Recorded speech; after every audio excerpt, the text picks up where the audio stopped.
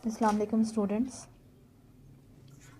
आज हमने second part पढ़ना है, स्टार्ट करना है आउटलाइन का अपनी अप्लाइड इकोनॉमिक्स का। और उसमें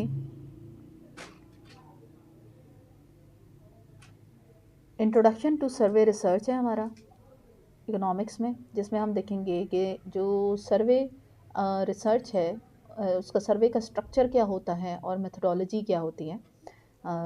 सर्वे basically it is a tool for collecting data और गैदरिंग प्राइमरी डाटा जो अप्लाइड इकोनॉमिक्स में इस्तेमाल होता है। Primary data already I have told you that the first hand information collected for certain purpose is known as primary data, जिसे हम पहली दफ़ा कलेक्ट कर रहे होते हैं किसी सर्टन रिसर्च पर्पस के लिए, किसी क्वेश्चन को आंसर करने के लिए, किसी प्रॉब्लम को सॉल्व करने के लिए। और उसको पहले कभी इकट्ठा नहीं किया गया होता, ना उसका एनालिसिस किया गया होता है, वो रॉ फॉर्म में होता है। And you have to handle all the data yourself. Economist जो हैं मुख्तलिफ़ किस्म के इशूज़ जो होते हैं, इकनॉमिक इशूज़, उनको रिजॉल्व करने के लिए, उन पर रिसर्च करने के लिए सर्वे के थ्रू प्राइमरी डाटा कलेक्ट करते हैं, क्योंकि समटाइम्स हमें उसके लिए सेकेंडरी डाटा अवेलेबल नहीं होता। बेसिकली जो सर्वे रिसर्च होता है इसकी जो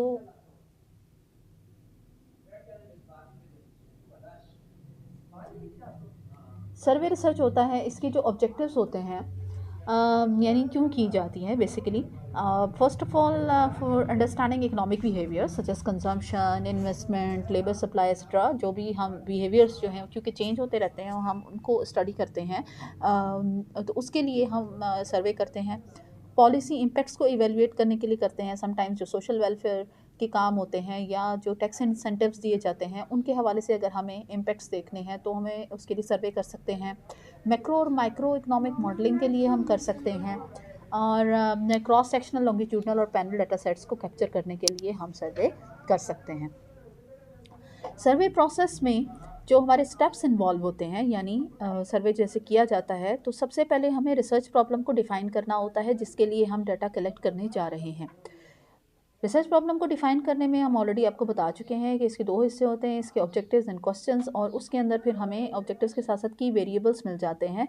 डिपेंडेंट और इंडिपेंडेंट वेरिएबल्स को हमें आइडेंटिफाई करना होता है। क्योंकि हमने डाटा कलेक्ट करना है तो हमें पहले वेरिएबल आइडेंटिफाई करने होते हैं, कौन कौन से वेरिएबल्स हैं उन्हें डिफ़ाइन करना होता है, उनकी मेजरमेंट बतानी होती है। जैसे कि इंडिपेंडेंट और डिपेंडेंट वेरिएबल्स बताने होते हैं तो ट्रांसलेट करना होता है थ्योरेटिकल कॉन्सेप्ट्स को मेजरेबल कंस्ट्रक्ट्स में, यानी कि आपने जो भी वेरिएबल्स आइडेंटिफाई किए हैं उनको उनकी मेजरेबिलिटी आपको वाज़ह करनी होती है कि आप कैसे मेजर करेंगे। मिसाल के तौर पे एजुकेशन का वेरिएबल आप कैसे मेजर करेंगे, हेल्थ का वेरिएबल आप कैसे मेजर करेंगे, एंड मैनी अदर वेरिएबल्स जो हैं वो आप उन कैसे मेजर करेंगे। मिसाल के तौर पे इकोनॉमिक इनसिक्योरिटी को मेजर करना है तो इनकम वॉलेटिलिटी को भी हम देख सकते हैं, जॉब अनसर्टेनिटी को भी हम देख सकते हैं, सेविंग बिहेवियर्स को भी हम देख सकते हैं। तो मल्टीपल वेज हैं इकोनॉमिक इनसिक्योरिटी को मेजर करने के। नेक्स्ट जो है step in survey process after identifying the research problem is setting objectives.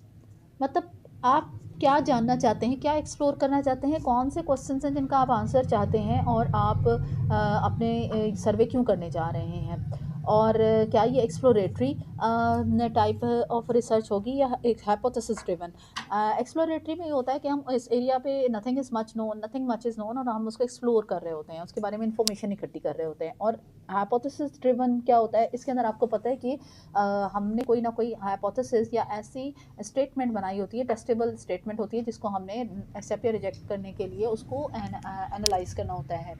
तो for example to determine the impact of inflation expectations on household consumption patterns, अब ये हमारा एक ऑब्जेक्टिव हो सकता है जिसके लिए फिर हम इन्फ्लेशन एक्सपेक्टेशंस के हवाले से डाटा इकट्ठा करेंगे, कंजम्पशन पैटर्न्स के हवाले से हम डाटा इकट्ठा करेंगे। तो हमें इसमें हाईलाइट हो रहा है कि हमारे ऑब्जेक्टिव्स क्या हैं सर्वे करने के। जब हम अपना ऑब्जेक्टिव सेट कर लेते हैं then third step is to design sampling. Sampling का डिज़ाइन बनाना कि आप जो, क्योंकि ज़ाहिर है सर्वे जो होता है और जो हमारी सेंसस होती है उसमें फ़र्क यही होता है कि सेंसस जो है वो सारी पॉपुलेशन की जाती है, उसमें से हम किसी भी एलिमेंट को, यूनिट को ड्रॉप नहीं करते।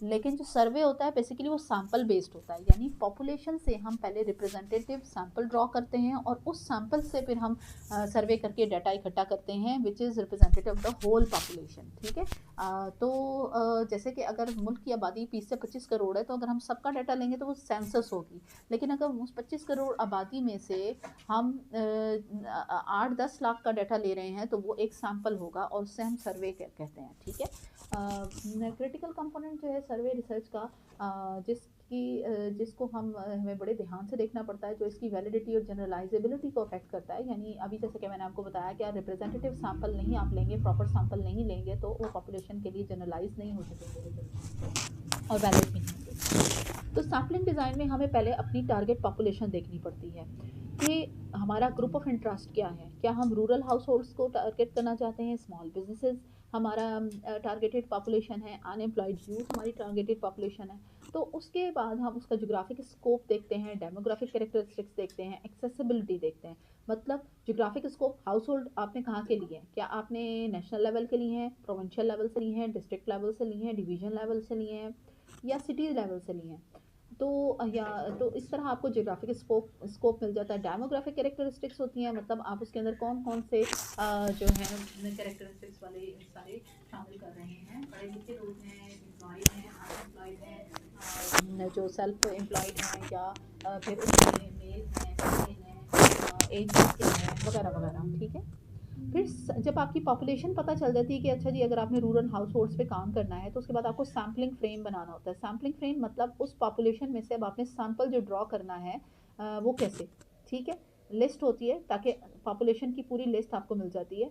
मसलन जैसे अगर आप इलेक्शन के जो इलेक्टोरल रोल्स होते हैं वो एक सैम्पलिंग फ्रेम है, मतलब आपके पास पूरी लिस्ट आ जाती है जितने भी वोटर्स हैं उनकी, उसमें से फिर आप सैंपल ड्रॉ कर सकते हैं।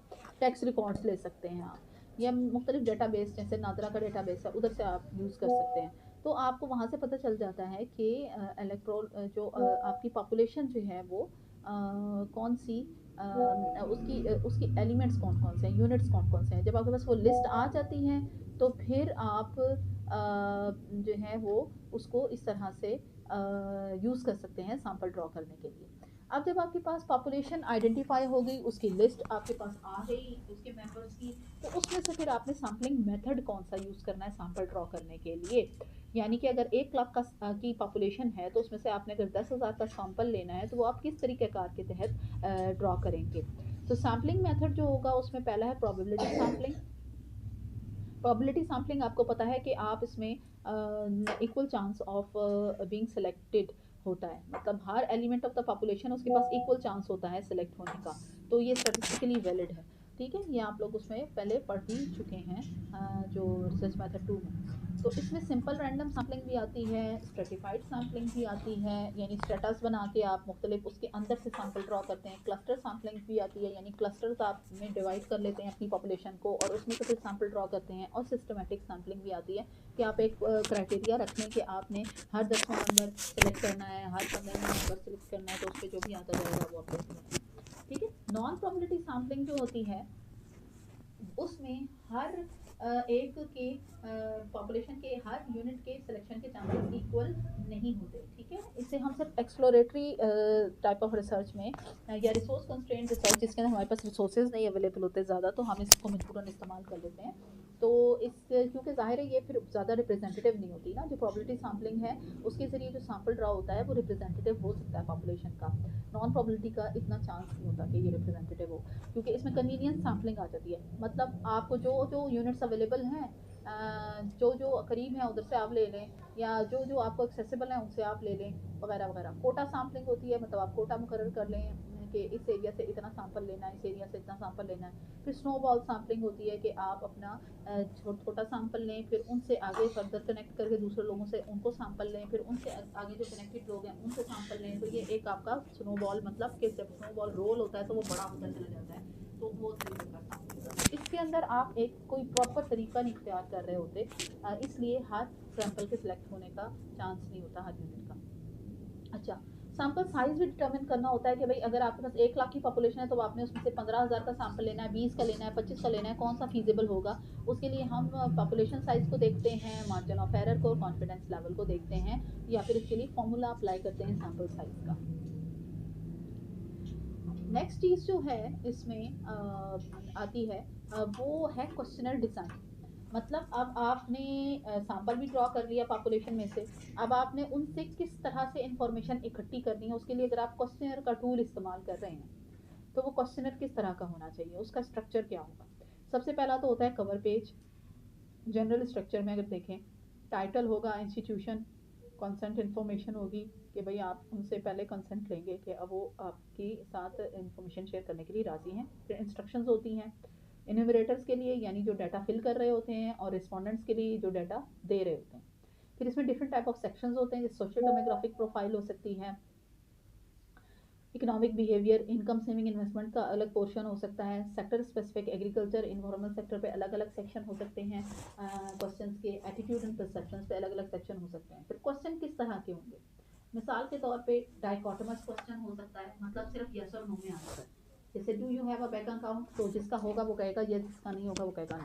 मल्टीपल चॉइस क्वेश्चंस में 2 से ज़्यादा ऑप्शंस होती हैं, जैसे आपकी इनकम रेंज क्या है तो आप डिफरेंट रेंजेस दे दें, उसमें से वो कोई एक। लाइकेट स्केल होता है एटीट्यूड्स के लिए, agree, strongly agree, disagree, strongly disagree वगैरह वगैरह।